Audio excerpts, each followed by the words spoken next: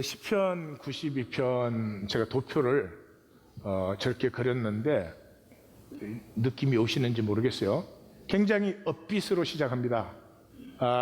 원어에서는 top, 좋다, 좋다로 시작하는 거죠. 무엇이? 여호와께 감사하며 주의 이름을 찬양함이 좋다. 아침마다 주의 인자하심을, 밤마다 주의 성실하심을 알리는 것이 좋다. 그래서 시편건과 비파와 수금으로 찬양한다. 벌써 여기에서 이제 이게 안식일과 상관이 있는 건 좀 눈치가 오시죠? 왜냐 그러면 악기들이 다 모인 것은 백성들이 다 모였을 때 찬양이니까. 그렇게 시작한 이 시편 92편이 물결이 자꾸 올라갑니다. 자꾸 올라가요. 이렇게 뭐 갔다가 이렇게 내려오는 마감이 아니고요. 그래서 이제 처음에는 나와 악인들이에요. 나와 악인을 구분하지 않았어요. 나와 악인들을 섹션이 나와요. 그래서 제가 점선으로 표현했죠. 그 반대쪽에는 대칭되는 나와 의인 나와요. 악인들은 복수, 의인은 단수. 또 좀 주의해 보실 필요가 있죠. 그 사이에 이 시편 92편의 중심이 나오죠. 여호와는 영원한 지존자시다. 여호와가 영원한 지존자시니까 원수들은 패망하게 돼 있죠. 그죠? 안 그러면 지존자가 아니죠. 그러고는 알려라. 무엇을? 여호와의 반석되심을. 여호와의 반석된다는 말은 이제 시편은 성도님들이 눈치채셨기 때문에 신구약 전체가 약속인데 이 약속을 향한 삶을 선포하고 북돋우고 이게 시편이에요. 그래서 이 여호와가 반석, 여호와라는 반석 위에 내 삶을 세워라 하는 것은 여호와는 정직하시다. 약속을 절대로 속이지 않는다. 불의가 없다. 약속을 함부로 깨지 않는다. 그러므로 여호와의 반석 되심을 알려라. 이렇게 해서 그 교향곡의 환희의 마지막 부분처럼 그렇게 끝나는 시편입니다. 굉장히 감동적이고 물결처럼 밀려오는 것을 느낄 수 있는 시편이에요. 이 시편은 시편의 150개의 시편 중에 안식일의 시편이라는 타이틀이 유일하게 붙은 시편이에요. 합당해요. 저는 그 시편 잘 몰랐는데 이번에 묵상하면서 시편 중에 최고의 시편이 무엇이냐 그러면 이제는 저는 뭐 시편 92편이다. 이게 뭐 당할 것이 없습니다. 안식일의 찬송시라는 게 뭐냐? 하나님의 나라가 임하옵시고. 그게 안식일이에요. 그게 주일이에요. 그 구분된 우리의 날이에요. 여러분은 왜 예배에 나오십니까? 예배에 나오는 것은 하나님의 나라가 임하시기를 기도하고 바라서 나와요. 왜냐하면 이 땅의 모든 아픔은, 이 땅의 모든 불의는, 이 땅의 모든 악함은, 이 땅의 모든 거짓은 하나님의 통치가 임하지 않았기 때문에 모두가 괴로워하고 있어요. 그래서 나 혼자 잘 먹고 잘 살겠다. 하나님을 모르는 사람이죠. 뿌리를 모르는 사람이죠. 내가 어디에 접붙어야 내가 사는지를 모르는 사람이죠. 이 뿌리를 아는 사람은 하나님의 통치가 나만이 아니고 나 혼자 잘 살 수는 절대로 없어요.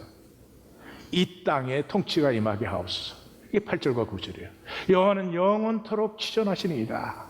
치존하니 그의 원수들은 패망하죠. 중요한 것은 그 결론을 흩어지리이다. 항상 신구약의 일관된 이미지입니다. 의인은 단수라고 되어 있죠. 하나가 돼요. 악인들은 다 흩어져요. 바람에 나는 겨와 같아요. 잘려진 포도나무 가지 같아요. 각각이에요. 흩어지리이다. 자, 여기에서 이제 멸망과 영원의 비밀이 나타나요. 단락이 이렇게 되어 있어요. 나와 악인들, 나와 의인 이렇게 되어 있잖아요. 그러니까 다른 시편이나 성경에서는 대개 나와 원수들, 의인과 악인 이렇게 대조를 시키죠. 근데 여기서는 나와 악인들이 한 묶음, 나와 의인이 한 묶음 되어서 이렇게 대조가 되어 있어요. 그래서 이 92편이 우리에게 가르쳐 주고 있는 것은 의인 따로 악인 따로 있는 게 아니고 나 안에 악인도 있고 나 안에 의인도 있다는 거죠. 그래서 이 92편은 사실은 나가 하나님의 증거가 임해서 하나님이 내 뿔을 높이시고 나의 원수들이 보응을 받는 중심에 뭐가 있었어요? 여호와는 지존하다는 말은 the most high, 높으시다는 거거든요. 그러니까 여호와가 높임 받으시듯 나도 그 높임을 받았어요. 하나로 연결되어 있으니까 여호와의 원수가 패망하여 흩어지는 것 같이 나의 원수도 보응받는 것을 내가 보고 들어요. 보이십니까? 그래서 나는 기뻐 높이 외쳐요. 무엇을? 두 가지예요. 주의 일을, 주의 행사를. 주의 행사는 창조와 구속이에요. 그 크심이라고 되어 있죠. 크심. 그 다음에 주의 생각, 주의 섭리 뜻이죠. 매우 깊으시나이다. 주님의 섭리, 그 섭리를 완성시키시는 하나님의 이 계획이 신묘막측하시며 참으로 깊으시나이다. 그런 나는 어떻게 세워지나 하는 것이 이 92편이에요. 어디서 시작이에요? 악인에서 시작이에요. 기분이 나쁘셔도 어쩔 수 없어. 우린 다 악인이고 악하게 살아요. 예, 그게 우리 안에 많이 있어요. 나는 아니라고 하고 싶지만, 예, 그래요. 그러나 그게 절대로 저주가 아니라는 거죠. 이 악인들의 어리석음과 무지함과 깨닫지 못함, 이것 때문에 이 복이 임하게 되는 거죠. 이 흐름을, 이 통함을 볼 수 있을 때 이 92편의 위대함에 감동을 받게 되는 거죠. 예, 먼저 이제 악인들의 특징은 어리석어요. 무지하고 깨닫지를 않아요. 이거를 뭐 바보다 이렇게 생각하시면 아니에요. 이 어리석다, 알지 못한다, 깨닫지 못한다는 말 다른 말로 하면 굉장히 똑똑하다 그런 말이에요. 왜 똑똑할까요? 간단하죠. 얕은 것밖에 못 보니까.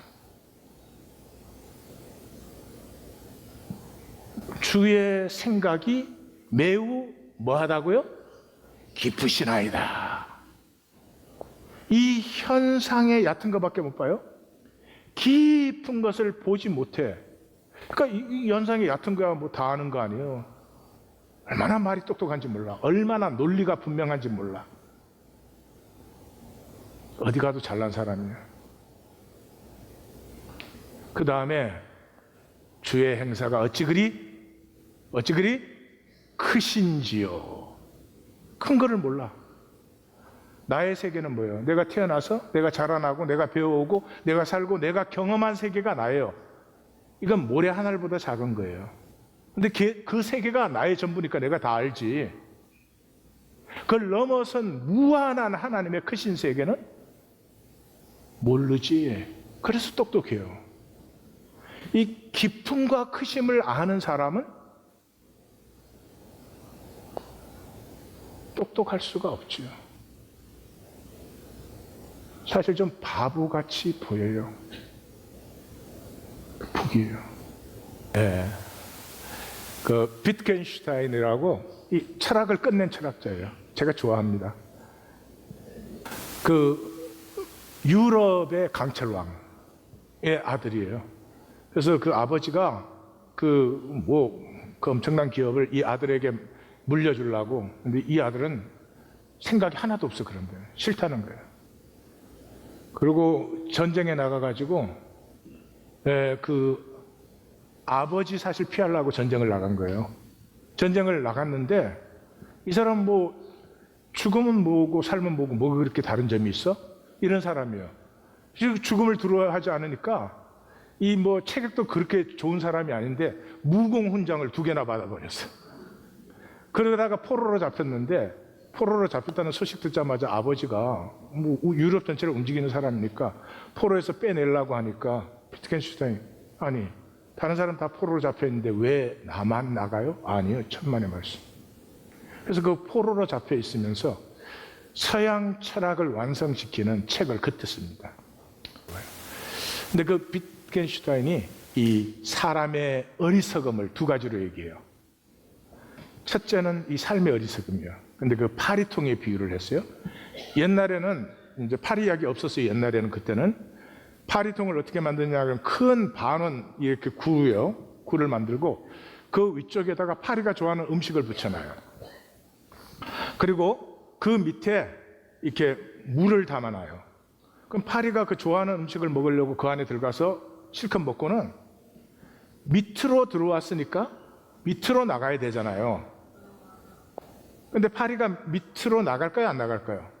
계속 위로 나르다가 물에 떨어져서 잠수를 오래 하시더라. 그게 이제 옛날 파리통인데 사람의 삶이 똑같다는 거예요. 빈손으로 왔는데 나갈 때도 빈손으로 가는 것인데, 그거를 알면 삶을 충분히 즐길 텐데 죽을 때까지 움켜쥐려고 한다. 그것에서 모든 어리석음이 오는 것이다.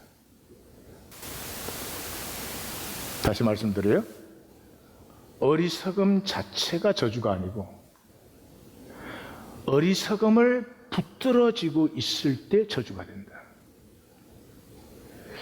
이 아기는 잠시는 잘 되는 것처럼 보여요.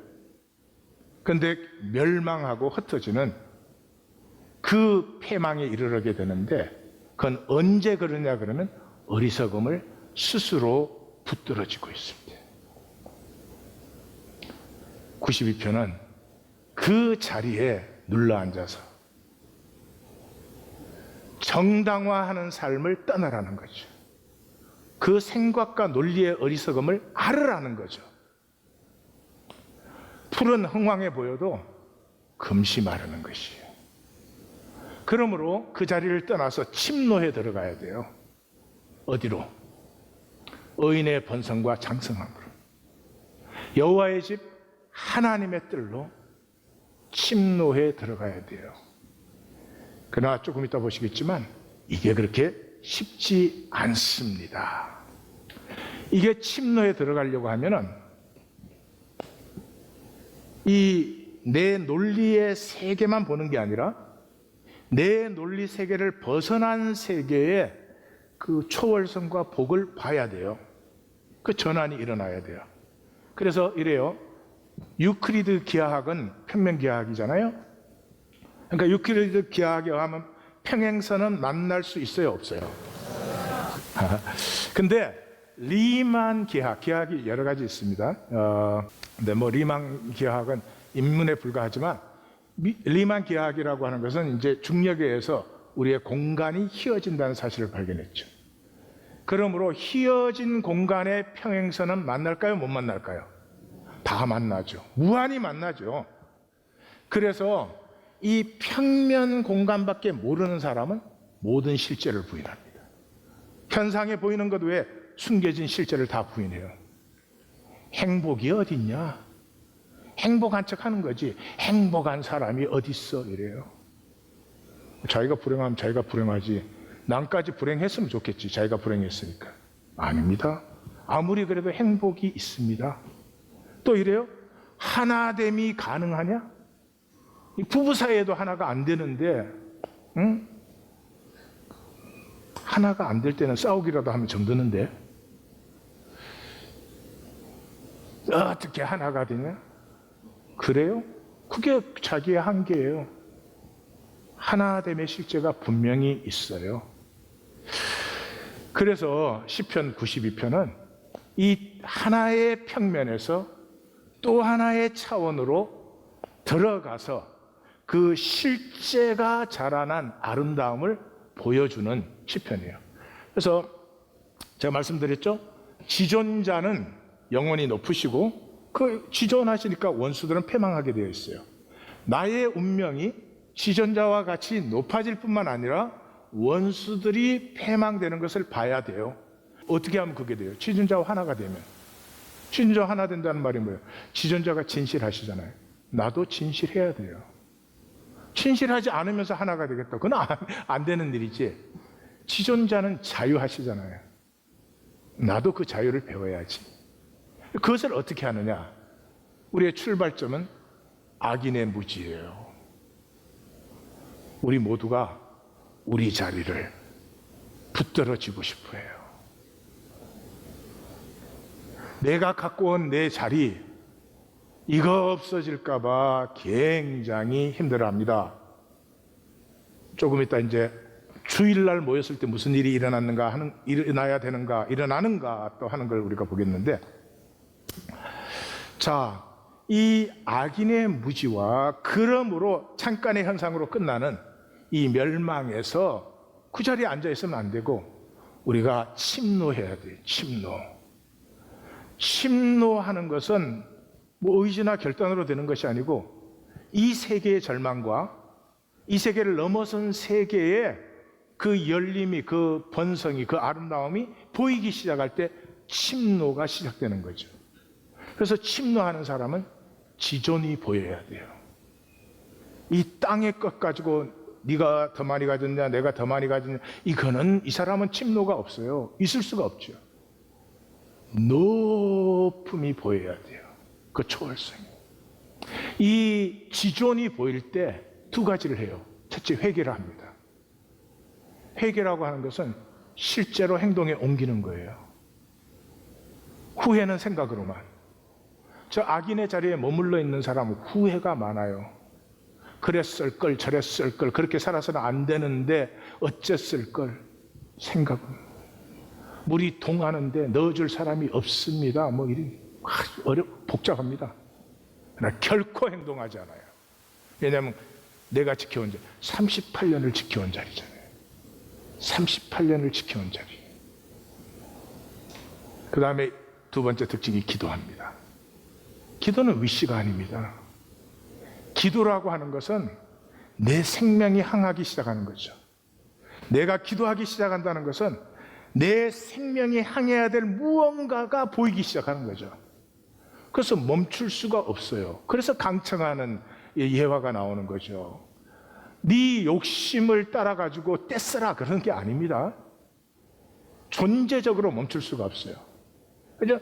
우리 부모들은 자식이 잘 되기를 원하는 거. 이 멈출 수 있어요? 자식이 아무리 딴 쪽으로 간다 그래도 그 기도 내려놓을 수 있어요? 강청. 그래서 회개와 기도가 일어나요. 이 회개와 기도가 있는 자리에서 뭐가 피어나요? 이 여호와의 집과 하나님의 뜰에 자리가 옮겨진 그 자리에 빛의 청청함, 결실함, 이런 것들이 피어나기 시작하죠. 그것에서 하나님과 하나 된 삶이 나타나기 시작하면서 그것을 조금이라도 경험을 하면 그 하나님의 행사는 이 크게는 창조와 구속의 역사를 얘기하죠. 그 다음에 그 섭리, 하나님의 이 역사를 진행하는 섭리와 완성을 기뻐 외치지 않을 수가 없게 되는 거죠. 그래서 이 반복을 통해서 생명이 합력하여서는 이루는 악인의 풀같음, 이 무지가 저주로 끝나는 것이 아니라 그것 때문에, 그것에 대한 안타까움과 애통함과 절망 때문에 의인의 번성을 경험하는 이런 합력하여 선을 만나게 된다. 이것이 계속 반복되어 돌아가는 것을 신앙생활이라고 합니다. 생명훈련이죠. 그래서 말씀은 약속이요. 그 약속의 제일 생명은 신실함에 있죠. 내가 그 약속에 신실할 때 나는 나의 나됨이 조금씩 자라나고 피어나기 시작합니다. 그렇지만 우리는 항상 그렇게 살 수만은 없죠. 현상 속에 살아야 됩니다. 현상은 뭡니까? 물질로 사는 것이죠. 물질로 사는 사람은 욕심이 있을 수밖에 없죠. 욕심이라는 건 내가 단절됐다는 거죠. 너는 어떻게 돼도 내가 더 잘 됐으면 좋겠다 이런 거예요. 나쁘다 그런 얘기가 아닙니다. 그냥 우리의 생명을 피워난 하나님의 섭리 기제예요. 그때는 보이는 나가 중요해요. 보이는 나. 그러나 이 두 개의 서클이 반복될 때 생명이 자라나는 거지, 나의 나됨으로만 사는 사람도 없고, 또 보이는 나를 그렇다고 버릴 수 있는 것도 아니다. 그래서 죄가 너를 원하나 너는 죄를 다스릴지니라 하는, 이게 성경의 삶의 사실은 유일한 명제예요. 그 죄가 뭐예요? 가짜나 하타. 하나님 이해하권이 만드는데 이해하권이 안 되고, 사람한테 멋있게 보이려고 마음에 없는 소리 해대고, 뭐 에고 부스팅이나 해주고, 이런 게 죄예요. 오로지 보이는 나, 사람에게 내가 누구냐, 이게 죄예요. 하나님에게 내가 누구냐, 이게 진실이에요. 그래서 그걸 다스리라는 말은 없애라는 말이 아니에요. 없앨 수 없어요. 없애라 그런 게 아니고요, 그 속에서, 그 자리에 우리를 보내셨어요. 그 안에서 진실하고 싶은 열망. 우리가 무슨 100% 진실이 어디 있어요? 1%라도 진실하고 싶은 그 열망, 그것이 나를 피워내요. 그 순환을 살으라고 하는 것인데, 이 순환의 생명력은 이제 다음 주 우리 51편에서 좀 더 자세히 볼 것입니다. 오늘은 그냥 간단히 제가 얘기를 드릴 텐데, 악인의 특징은 단절되어 흩어지는 거죠. 의인의 특징은 악인들 그래서 나오고, 의인 단수로 나오죠. 하나됨이에요. 그래서 마치 이런 거예요. 교향곡에 이게 음표들이 있잖아요.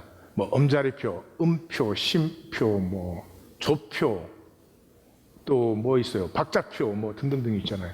그 음표들 하나하나가 중요하죠. 그럼에도 불구하고 그 음표 자체로는 아무것도 아니에요. 그건 그 음표들이 모였을 때 교향악이 되는 거죠. 음악이 되는 거죠. 그러므로 우리는 개체로 존재하지만 개체로만 존재하는 것은 저주예요. 나는 친구가 있는가? 진실을 나누는 친구가 있는가? 가족을 포함해서 질문하셔야 됩니다. 현상 세계에 잘 먹고 잘 살고 사람들에게 그럴듯하고 끄떡없이 지낸다. 그건 무슨 소용이 있어요? 중심의 진실을 나누는 친구가 있는가? 특별히 부부 사이가, 특별히 자녀와 좋은 출발점이죠. 진실을 나눌 수 있는. 그게 개체로만 존재하지 않는다는 것은 하나됨을 경험하는 거죠. 이 개체들이 하나됨을 경험할 때를 무아라고 합니다. 무아. 자아가 없어진다. 이 성경의 위대함은 여기에 있어요.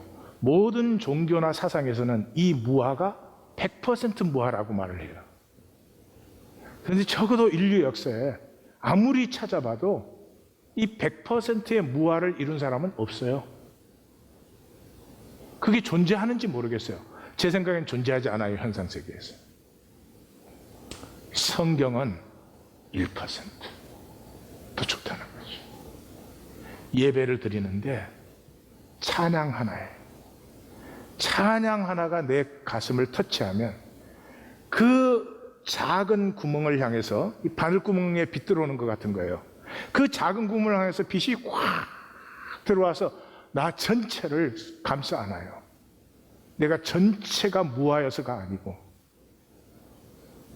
말씀도 제 말씀을 뭐 100% 이해해 주시면 제가 감사한 일이지만 여러분들에게는 그게 중요하지 않습니다.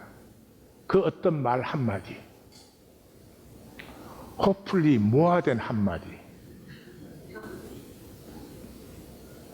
그 가슴을 탁 터치하면서 그렇게 그 내가 나를 짊어지고 사느라고 뭔가 만들어야 되니까 그게 툭 내려지면서 현상세계에서 내가 알지도 경험하지도 못하던 그 깊은 평강과 안식이 확 임하면서 상황이 안 바뀌어도 염려가 쓰러진 채로 나와 상황이 원수가 아니라 화해가 되는 이런 무화가 일어나. 그래서 이제 51편으로 바꾼 거예요. 그게 이제 51편이에요. 그래서 이 생명은 하나됨이 좋지만은 하나됨으로 계속 있어서는 안 돼요. 하나된 것은 다시 객체로 돌아가요. 근데 이때 중요한 것은 이 돌아가는 객체는 하나되기 전과 똑같은 객체가 아니라 하나됨을 통해서 새로워진 객체로 객체화가 되는 거죠. 이게 반복되면서 굉장히 그 하나님의 크심과 깊으심을 알고 누리는 사람이 되어가는 거죠. 삶이 멋있고 옆에서 봐도 알아요. 복되고 자유함도 있고 그래요. 옆에 분에게 우리 얘기야 얘. 자, 그것이 이루어지는 것이 안식일이다. 여기 모였을 때 이 하나됨을 체험하는 분도 있고 여기 이렇게 모여있지만 끝까지 자기로 땡글 하다 또 땡글 굴러가시는 분도 있다. 서로 한번 바라보라고 하고 싶은데 겁나. 안식일에 무엇이 일어나느냐? 우리는 주일이죠, 주일. 하나님의 시공간으로 구분된 시간. 그 주일이 뭐냐? 주님의 주권을 만나는 날이죠. 주님의 주권, 주님의 지존하심을 만나는 날이죠. 이때 무슨 일이 일어났냐 그러면 파괴와 생성, 악인의 자리가 파괴되고 침노한 생명의 세계가 생성되는 이 생명순환이 일어나요. 그래서 예레미야를 불러서 하나님이 보라, 내가 너를 세워서 뽑고 파괴하고 파멸하며 넘어뜨리며 건설하고 심게 하였다. 그러니까 파괴가 2배로 더 많아요. 그러니까 주일날 나오실 때는 무엇을 향해서 나오셔야 돼요? 파괴를 받으셔야 돼요. 복된 파괴죠. 맞아. 내 안에 있는 거짓, 내 안에 있는 에고, 내 뜻대로 안 되면 무서운 사람들은요 똑같이 나왔다 똑같이 가십니다.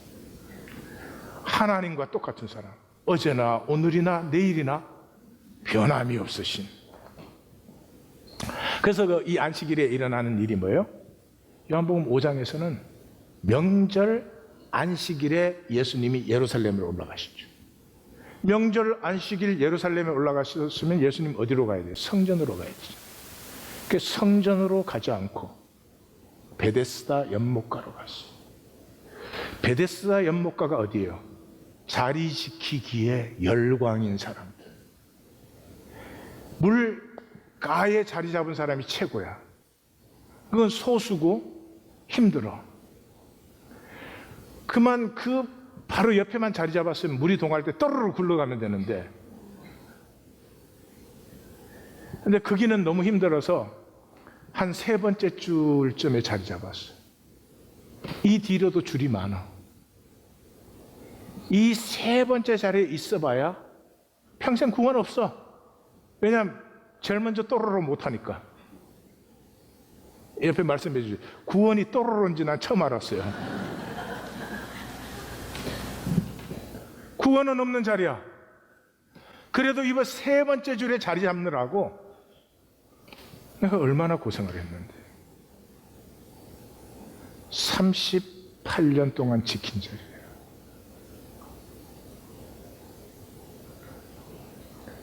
그 자리를 지키는 동안은 악인의 똑똑함, 크심과 깊으심에 대한 무지를 떠날 수가 없어요. 예수님이 말씀하십니다. 일어나 내 자리를 들고 걸어. 왜 내 자리를 들고 걸어요? 그 자리 지키는데 평생을 보내고 있으니까. 곧 나와서 자리를 들고 걸어가니 안식일에 그것이 일어나요. 예, 악인의 자리 우리 지켜야죠. 세상 나가서 그러실 거예요? 다 갖고 가도 괜찮아요? 나는 아무것도 없어도 괜찮아요? 그렇게 살아요? 그렇게 살 수 없어요. 그렇게 사는 게 하나님의 말씀도 아니에요. 악인의 자리를 지켜야 돼요. 그렇지만 동시에 그 자리를 떠날 줄도 알아야 되죠. 이 떠나는 것은 굉장히 조심스러운 일이고 지혜가 필요합니다. 함부로 떠나면 망가져서 다시 건설하지 못할 수가 있어요. 이 알을 깨는 순간이 살 수도 있지만 죽을 수도 있는 순간임에도 불구하고 그 알을 깨고 또 한 번 새 차원을 향해서 일어나 걷는 것이 일어나는 것이 주일이다. 우리가 하나 되고 다시 개체 삶으로 파송되는 것이 바로 이 다이내믹을 삶에서 누리기 위함이다. 똑같이 살고 똑같이 모이는 게 결코 아니다. 자, 그러면 뭐가 파괴되느냐? 가짜나가 파괴되는 거죠. 그 가짜 나라는 게 뭐냐? 세 가지에서 우리는 가짜예요. 감정과 욕망과 모방, 나에서 가짜예요. 여러분, 우리 감정이 우리를 뭐 좌지우지를 하는데 감정이 내 감정이라고 생각하십니까? 감정이 내 감정이라고 생각하십니까? 내 감정 없어요. 내 감정을 느껴본 적이 없죠. 우리는 항상 타인의 감정을 느껴요. 아이들을 보시면요, 옆에서 웃을 때 아이가 울어요. 웃어요. 네. 옆에서 울면 아이는 따라 울어요. 우린 처음부터 그렇게 되어 있어요. 군중심리가 그거예요. 그럼 뭐 여러분 그 데모할 때 이렇게 팔짱을 한번 딱 껴보십시오. 막 그때는 대단해요. 절대 안 죽을 것 같아. 막 뭐 끄떡 없어. 그때는 막 용감하게 소리 지르고 막 뛰어나가서 돌도 던지고 그래요. 근데 끝나고 집에 돌아갈 때는 나처럼 돼요. 그 군중심리라는 것도 대단한 것이에요. 뭐 지금 뭐 유행이니 이게 다 그거에 한 거지만 제일 웃기는 건 TV 웃음 박스예요. 그 TV 프로그램 보다가 이렇게 웃어야 될 때는 TV에서 확 웃는 소리가 나오잖아요. 그 웃음 박스라 그래요. 그래서 TV 보는 사람은 안 웃어요, 실제로는. 그냥 멍청한데 그 웃음 박스가 확 터져 나오면 자기가 웃는 걸로 생각을 해요. 네. 그래서 우리는 주어진 감정을 느껴요. 내 감정을 느낀다는 건 상당한 자유와 용기입니다. 내가 기쁜 것을 기뻐하는 것, 굉장한 능력입니다. 다른 사람이 기뻐하는 것을 나도 기뻐해요. 평생 그거 쫓아다니는 거죠. 두 번째 욕망이에요. 욕망도 주어진 것을 욕망해요. 솔직히 뭐예요? 우리가 원하는 게 뭐예요? 어플 미들 클래스 되는 거, 중상류층 되어서 중상류층 지역에 중상류층 집을 가지고 중상류층 차를 타고 중상류층 학교에 자녀를 보내고 중상류층 교회를 나가고 중상류층 목회, 교양 있고 거룩하고 단정한 말투에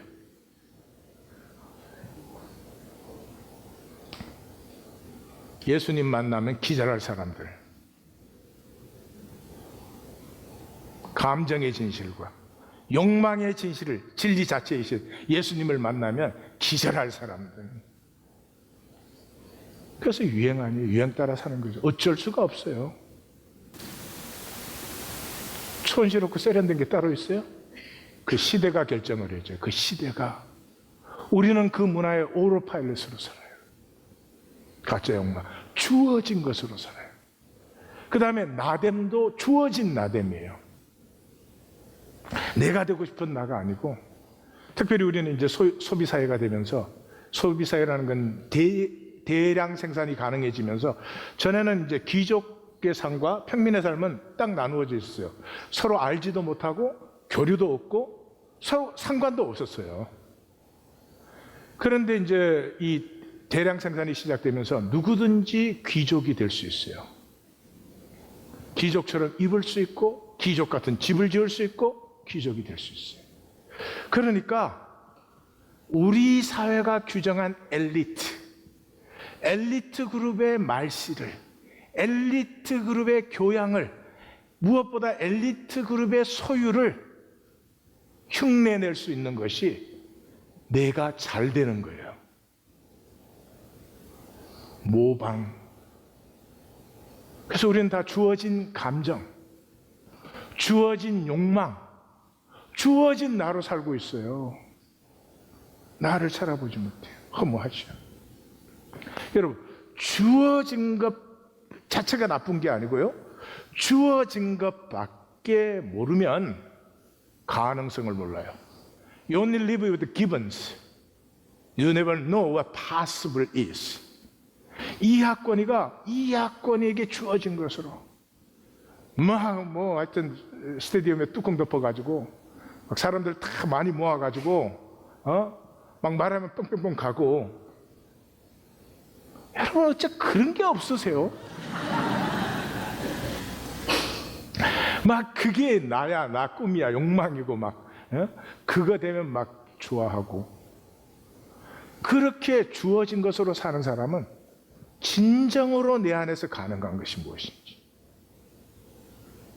내가 피울 수 있는 것이 무엇인지, 부끄럽지 않은 나의 진실이 무엇인지를 평생에 알 수가 없어요.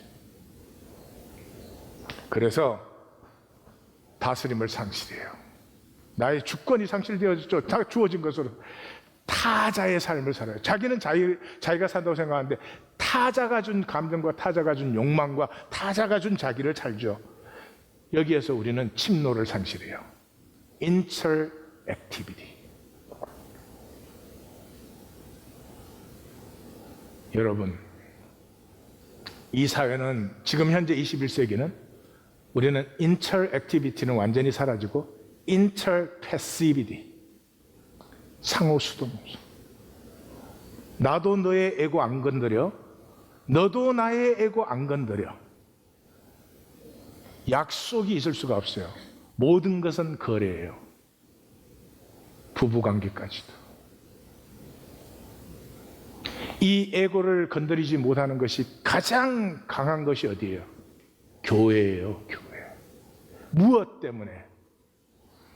사람들 모아놓으려고. 예수님 사람들 떠나보내셨어요? 정확하게 반대로 하는 것을 보셔야 됩니다. 침노가 되잖아요. 여러분은 어떤 삶이 행복할 거라고 생각합니까? 자, 부부를 예로 들어보십시다. 아침에 일어나면 서로 인사해. 안녕히 주무셨습니까? 절대로 감정 안 건드려. 절대로 다툼도 없어. 말투를 써도 제가 꼭 싫다는 것은 아니었고, 저는 하루에 3끼를 먹는 사람이오니 부디 3끼를 주시기 바랍니다. 그 부부 재밌을까요?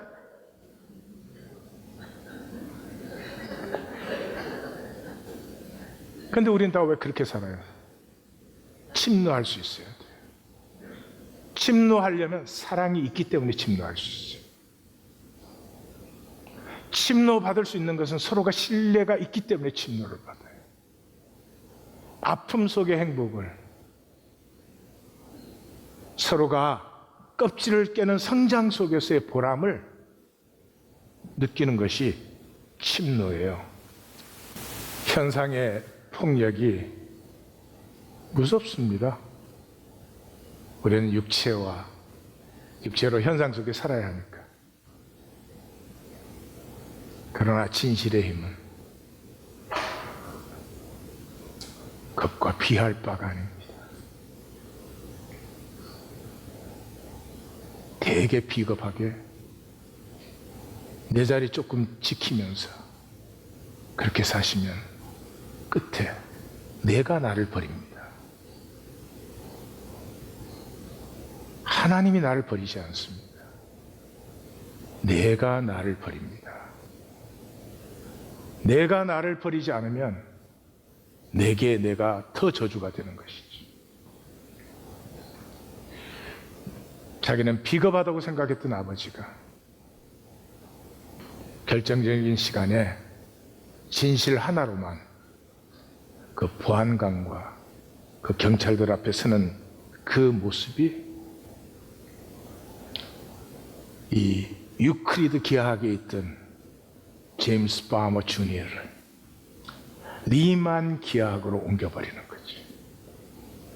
그리고 세상에서는 킹 목사님보다 덜 유명하지만 역사의 진실을 읽어가는 사람에게는 소중한 씨앗, 소중한 씨앗. 이게 우리의 결단이나 노력으로 이런 세계가 열리는 게 아니라는 거죠. 실제 세계를 만날 때 이 전환이 일어났어요. 그래서 말씀 만나기는 인터액티비티, 침노를 회복합니다. 불안과 두려움의 자리에서 그래서 이건 못 지킬까 봐 벌벌벌 떨던 나를 훌쩍 넘어서 지존한 세계로, 더 높은 이상과 꿈의 세계로 들어가게 합니다. 그걸 하기 위해서는 딱 한 가지가 필요합니다. 말씀이 권능으로 임해야 됩니다. 내가 이해하는 말씀, 내가 해석한 말씀, 내가 내 지식 삼은 말씀, 그게 무슨 하나님의 권능이 나타납니까? 에스겔서 우리 같이 했죠? 기억나시죠? 이스라엘의 회복이 어디에서 일어납니까? 여호와께서 권능으로 내게 임하시고, 여기 여호와는 말씀이죠. 여호와의 말씀이 권능으로 임했습니다. 그때 뼈들에게 대언할 수 있습니다. 이 거짓 사회, 이 엄난하기 짝이 없는 세상, 이 부조리하고 불의하고 내가 모든 걸 가졌다 해도 한 가지라도 제대로 건질 것이 없는 이 세상을 향해서 대언할 수 있습니다. 그때 정서적 동일화가 일어납니다. 말씀 내게 권능으로 임할 때 말씀과 나의 정서적 동일화가 일어납니다. 이걸 한 지체가 된다. 엄마와 아기는 정서적 동일화를 갖고 있어요. 생기가, 그 말씀의 생기가 뼈들에 들어가니 지극히 큰 군대가 되었어요. 문화적인 표현이죠. 가장 강력한 하나됨의 이미지가 그때는 군대였습니다. 그 메말라 흩어졌던 뼈들이 하나가 되는 역사가 그것에 일어났습니다. 가짜 감정, 가짜 욕망, 가짜 모방이 어디에서 사라지는가? 가나다라 읽기입니다. 태어나서 처음으로 에고를 내려놓고 하는 것입니다. 말씀을 읽자마자 알려고 달라드는 것도 아니고, 말씀을 읽자마자 내가 이해해가지고 내 지식으로 삼으려는 것도 아니고, 그냥 말씀 앞에 내가 있는 것입니다. 이해 아니고 내가 아는 것이 아니고 그냥 말씀은 말씀, 나는 나로 있는 것입니다. 이 에고 내려놓기에서 얼음장이 깨어집니다. 우리는 다 얼음장을 갖고 있는 것 아세요? 우리의 감정은 물결 같은 거예요. 일어나고 쓰러지고 해요. 근데 이 가짜 감정은 쓰러지지가 않아요. 그래서 사람이 미울 수 있죠. 그때 미웠어요. 돌아서서 다시 볼 때는 미울 필요가 없죠. 근데 싫은 채로 얼어붙어 버려요. 거짓이기 때문에. 왜 얼음장으로 만들어요? 상처가 싫어서. 이게 물결일 때는 돌을 던지면 돌이 바닥까지 들어가요. 이 물결일 때, 감정이 살아있을 때 누가 나를 향해서 돌을 던지면 내 존재의 밑바닥까지 느껴요.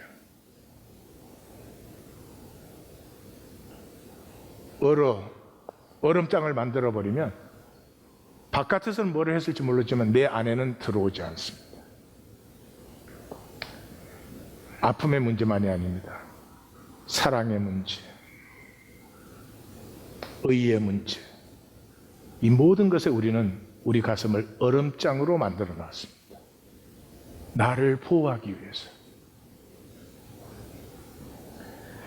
에고를 내려놓으면서 금가는 소리가 들리기 시작합니다. 나의 허상, 나의 허위가 깨어지기 시작해요. 아파도 괜찮아요. 아픔이 문제가 아니고 사실은 아플 때 나 혼자라는 게 문제예요. 같이 아파해주는 사람이 있으면 아픔을 이길 수 있을 뿐만 아니라 아픔에서 자유해요. 자유할 수 있습니다. 병이 낫고 귀신이 물러갑니다. 그 아픔을 틀어지고 있으면 그 어둠 속에서 온갖 것들이 말씀이 운행 역사해야 될 우리의 심령에 혼돈과 공허와 흑암의 깊은 것들이 이슬 후비고 댕기는 것이죠. 사랑하는 성도님들, 교회에 들어와서 눈치로 배운 거 아니세요? 제대로 배운 거 하나 있습니까? 삼위일체 하나? 아니, 구원. 우리 다 구원받았다. 구원 하나 정확하게 그 실제를 내가 알고 또 나누어 줄 수 있습니까? 없어요. 사람 앞에서는 그 정도면 충분하니까. 바로 그 교회에 들어와서 눈치로 배운 남의 것, 타인의 것에 말씀에 인격적 심노가 임해서 내 가슴에서 내 고백이 피어나 나를 자유케 하고 나를 사시기를 주님의 이름으로 축원합니다.